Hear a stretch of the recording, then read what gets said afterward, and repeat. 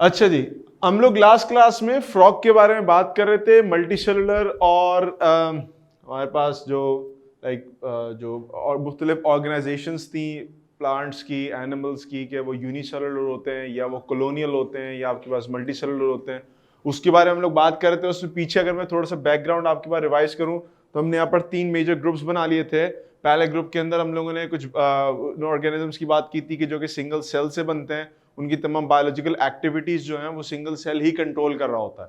Then we talked about colonial organisation, वो organisms के जो कि होते तो अपने सेल्फ सस्टेन्ड है, एक ही सेल जो है वो जिंदगी गुजार रहा होता है, लेकिन एक दूसरे को फैसिलिटेट करने के लिए आपके पास कभी कभार पूरे पूरे ग्रुप्स मौजूद होते हैं।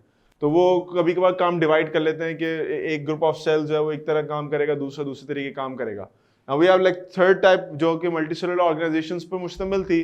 तो मल्टीसेलुलर ऑर्गेनाइजेशंस वो हैं कि जो कि एक जैसे सेल्स एक काम कर रहे हैं और वो फिर मिलके पूरी बॉडी बना रहे होते हैं आपके पास।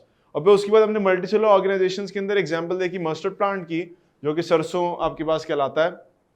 और उसके बाद हमने कहा कि भाई इसके मल्टीपल सेल्स हैं जो मल्टीपल ऑर्गन्स बना रहे हैं और वो ऑर्गन्स पे डिफरेंट किस्म के काम कर रहे होते हैं। हम ये कहते हैं कि हमारे पास यहाँ पर जो है ना वो फ्लावर है। अब फ्लावर के अंदर कई सारे टाइप के जो है वो सेल्स मिलके एक पर्टिकुलर टिश्यू बनाते हैं, and that particular tissue forms an organ, और फिर वो ऑर्गन का काम कुछ और होता है। यानी अगर हम इसकी पीछे बैकग्राउंड में बात करें फ्लावर की, तो फ्लावर के अंदर हमारे कई सारी चीजें हैं। इसके अंदर आपके रिप्रोडक्टिव स्ट्रक्चर्स हैं, ये हैं मुख्तलिफ चीजें, हम आगे जाके भी इसको स्टडी करते जाएंगे।